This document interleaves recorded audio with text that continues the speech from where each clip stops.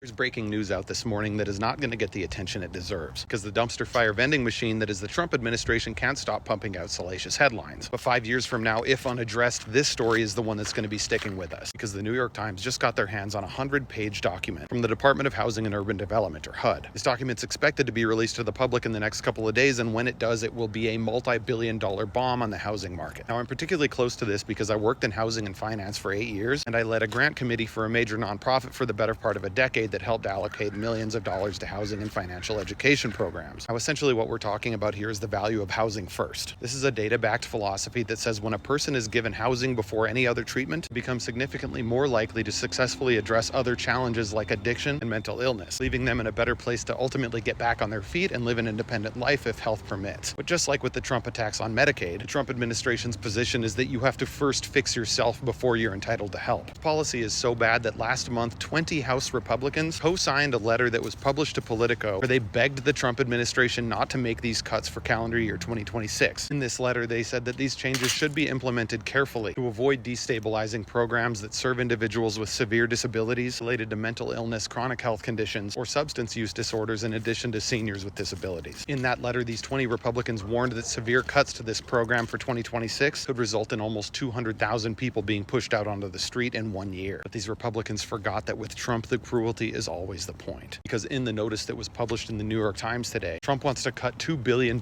from Housing First programs, a full 2/3 of the budget. And those cuts would take effect in January, less than 2 months from now, to a program that has been the North Star for housing since 2009. Now, normally cuts this size would have to go through Congress, but they're getting around this because they aren't actually cutting the $2 billion. They're reallocating it from Housing First programs to sobriety and mental health programs. And these programs kick people out after 2 years. Essentially, what the Trump administration is telling people is you have to get healthy and sober on your own in order to earn the right to housing assistance, and then after 2 years you're pushed back out into the world with the expectation that nothing ever goes wrong again. Now, if this sounds malicious and doomed to fail, yes, exactly. Because this policy was effectively written for the Trump administration by the Cicero Institute, a far-right think tank led by a billionaire who just happened to co-found Palantir with Peter Thiel. Now, you can look up the Cicero Institute on your own, but I can guarantee you nothing good comes from them. To put a very fine point on it, the lobbyist from the Cicero Institute said Housing First expects too much of people by assuming everyone was ready for housing. Ready for housing? What's the alternative to housing? Prison?